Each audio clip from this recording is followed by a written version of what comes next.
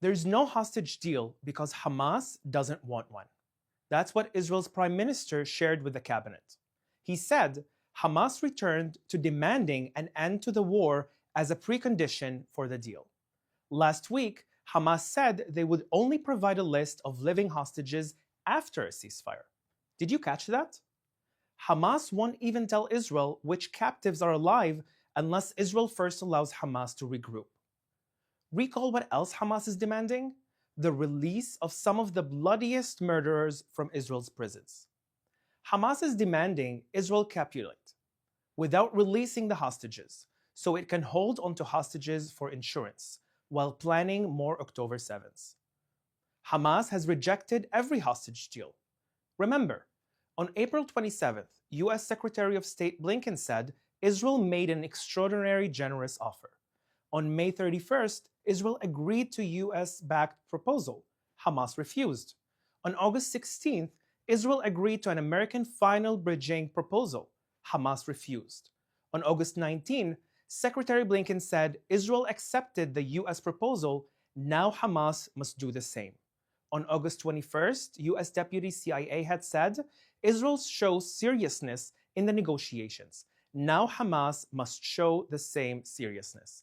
On September 5th, after Hamas executed hostages, a Biden official even questioned Hamas's willingness to do a deal of any kind. Does anyone think that Hamas wants to release hostages? Israel wants a deal to bring our hostages home from Hamas's terror dungeons today. Israel wants a deal that won't allow Hamas to kidnap more hostages tomorrow. Israel wants a deal that won't allow Hamas to execute more innocent people ever. The war that Hamas declared on the people of Israel cannot end with the hostages in Gaza and Hamas on its feet. The people of Israel need the 3 Ds: destroy Hamas, demilitarize Gaza, and de-radicalize Gazan society. If Hezbollah returns, Israel won't leave.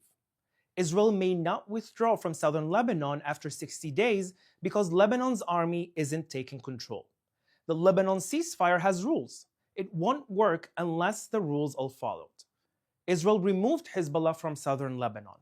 Israel began withdrawing from southern Lebanon.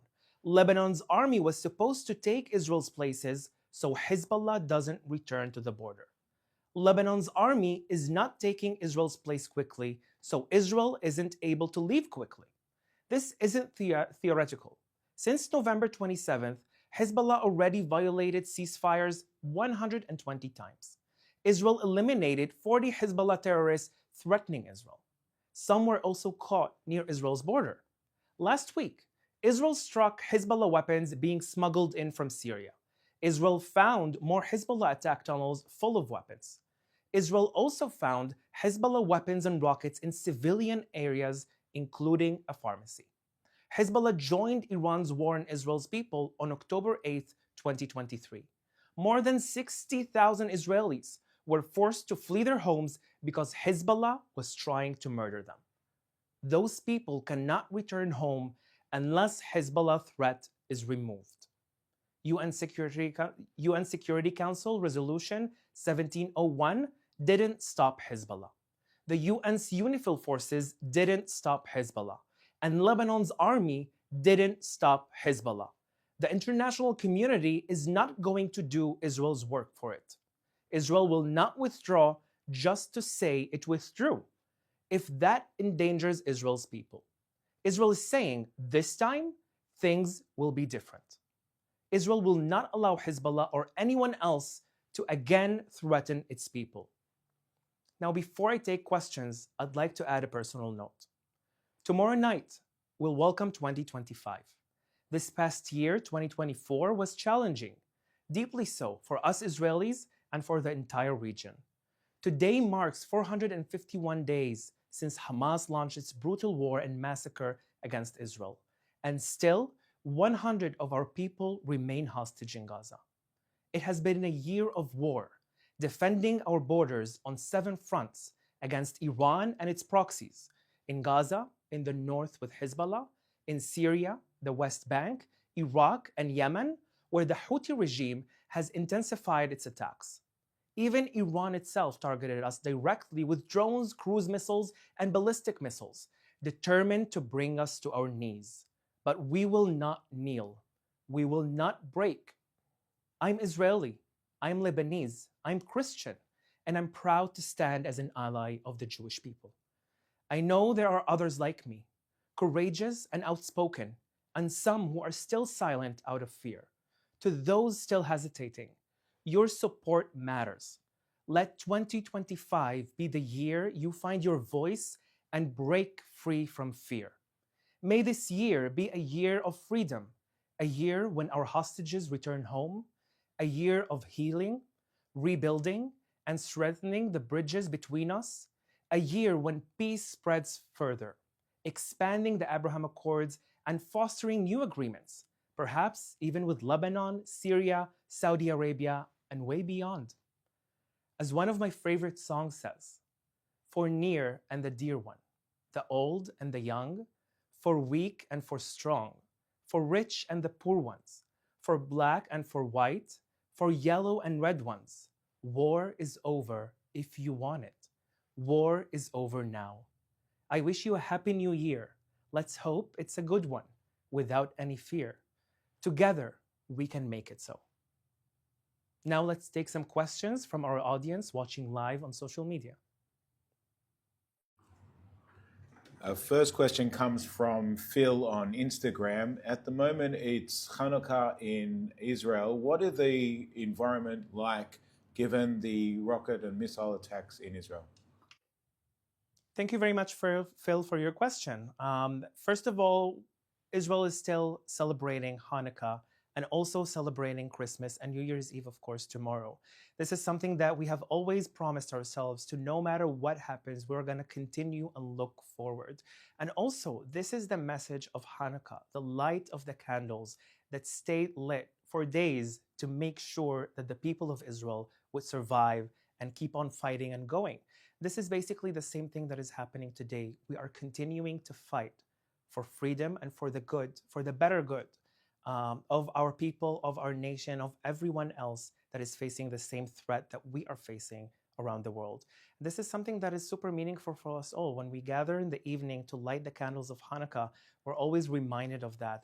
Although I'm not Jewish, but I've been always celebrating this holiday with my friends because this is something that we need to remember, to light the candle and continue on with our lives, hoping that this time the miracle of Hanukkah will be bringing our hostages back home. Thank you for that.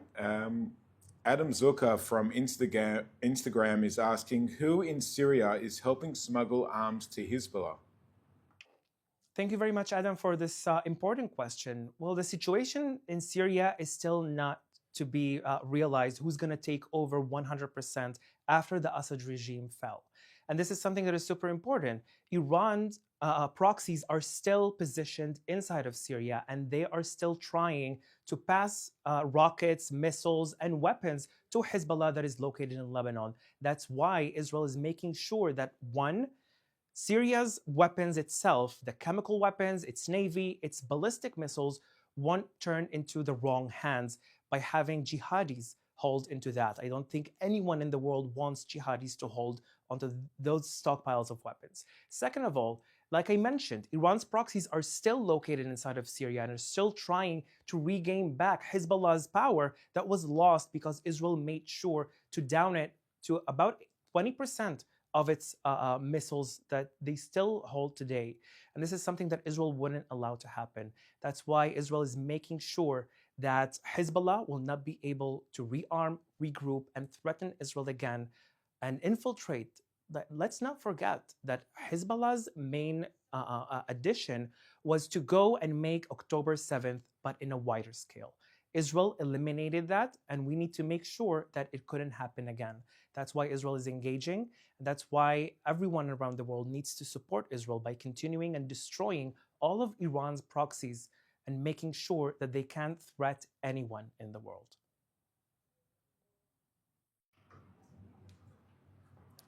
Thank you for that. With the threat of Hamas and Hezbollah now being lessened, the Houthis are now presenting the the problem.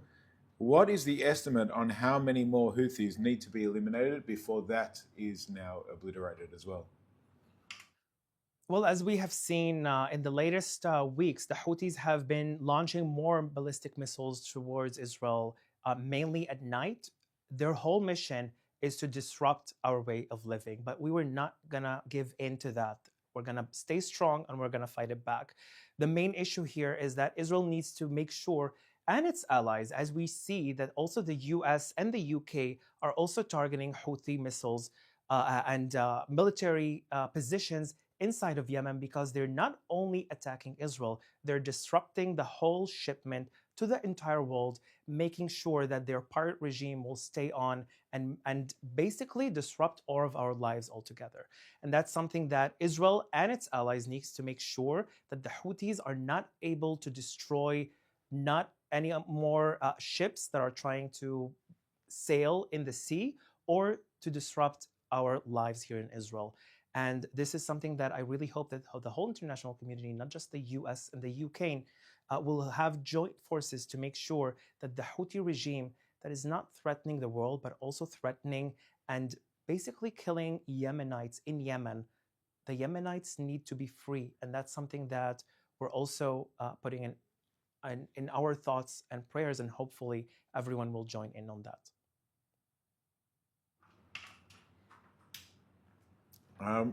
Thank you very much for that. We have another question from Instagram as told by a Jew mum. Is Sinwar's brother now calling the shots in Gaza? Is he the one who's smuggling more rockets into Gaza? Is that how they're shooting missiles and rockets from that area? Yeah, well, as the reports say, Yahya Sinwar brother, he's the one taking the shots. It's basically he's the one leading the negotiation and making sure of basically what they want is that Hamas will be able to regroup, rearm, and make another October 7th. And that's something that Israel will not accept at any condition. And that's something that is also happening to be that Hamas smuggled throughout the years thousands of missiles inside of Gaza, and they hid them all across of Gaza, under hospitals, under schools, under mosques, under other places that are supposed to be free of weapons and basically to be able to have the Gazans have their security there. But Hamas used all of these facilities in order to store weapons. And unfortunately, we haven't got into the last missile yet. And that's why Hamas is still trying to show that they are on power, although they have lost almost completely their whole capabilities. Our mission is to make sure that that last missile will not be fired from Gaza and it will be destroyed. That's Israel's mission, alongside of, first and foremost, returning the 100 hostages that are still in Gaza for 451 days. I want to thank you all for watching, and let's remember. And let's remember, there is less than 1 week left to make your year-end gift. A generous donor is matching every donation up to $180,000, doubling your impact. Support the Israeli Citizen Spokespersons Office and help us combat misinformation, empower allies, and ensure Israel's story is heard. Don't miss this chance. Every dollar counts twice. Click the link in our bio to make your contribution. That's all we have time for. Thank you for tuning in. We'll be back tomorrow at 3 p.m. Israel time and 8 a.m. East Coast time. I wish you a Happy New Year and Happy Hanukkah.